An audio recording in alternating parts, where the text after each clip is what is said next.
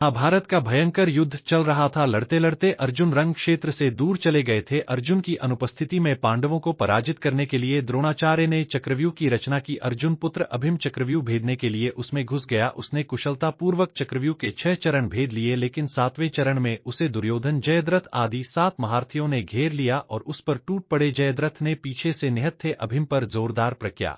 वह वार इतना तीव्र था कि अभिम उसे सहन नहीं कर सका और वीर गति को प्राप्त हो गया। अभिम की मृत्यु का समाचार सुनकर अर्जुन क्रोध से पागल हो उठा। उसने प्रतिज्ञा की कि यदि अगले दिन सूर्यास्त से पहले उसने जयद्रथ का वध नहीं किया तो वह आत्मदाह कर लेगा। जयद्रथ भयभीत होकर दुर्योधन के पास पहुंचा और अर्जुन की प्रतिज्ञा के बारे में बताया। दुर्योधन उसका भय दूर करते हुए बोला, चिंता मत करो मित्र, मैं और सारी कौरव सेना तुम्हारी रक्षा करेंगे। अर्जुन कल तुम तक नहीं पहुंच पाएगा, उसे आत्मदाह करना पड़ेगा। अगले दिन युद्ध शुरू हुआ।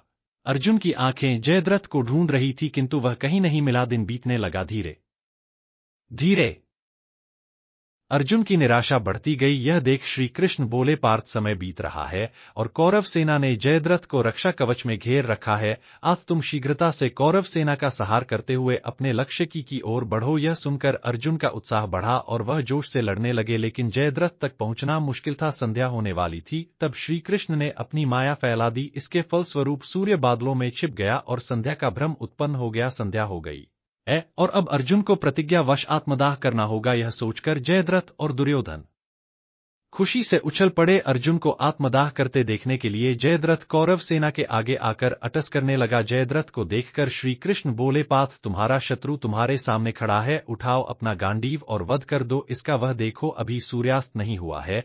यह कहकर उन्होंने अपनी मां समेट ली। देखते ही देखते सूर्य बादलों से निकल आया। सबकी दृष्टि आसमान की ओर उठ गई। सूर्य अभी भी चमक रहा था। यह देख जयद्रथ और दुर्योधन के पैरों तले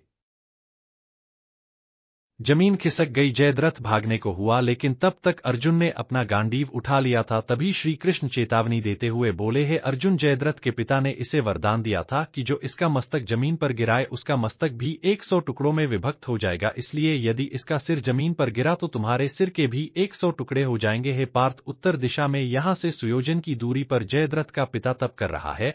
तुम इसका मस्तक ऐसे काटो कि वह इसके पिता की गोद में जाकर गिरे। अर्जुन ने श्री कृष्ण की चेतावनी ध्यान से सुनी और अपनी लक्ष्य की ओर ध्यान कर बाण छोड़ दिया। उस बाण ने जयद्रथ का सिर धड़ से अलग कर दिया और उसे लेकर सीधा जयद्रथ के पिता की गोद में जाकर गिरा। जयद्रथ का पिता चौंक कर उठा तो उसकी गोद में से सिर जमीन पर गिर गया। सिर के जमीन पर गिरते ही उनके सिर के भी 100 टुकड़े हो गए। इस प्रकार अर्जुन की प्रतिज्ञा पूरी हुई। अगर यह वीडियो आपको पसंद आई हो तो हमें सब्सक्राइब जरूर करें। मिलते हैं अगले इसी तरह की रहस्यमय वीडियोस में। मैं आपका दोस्त दिलीप सुथार।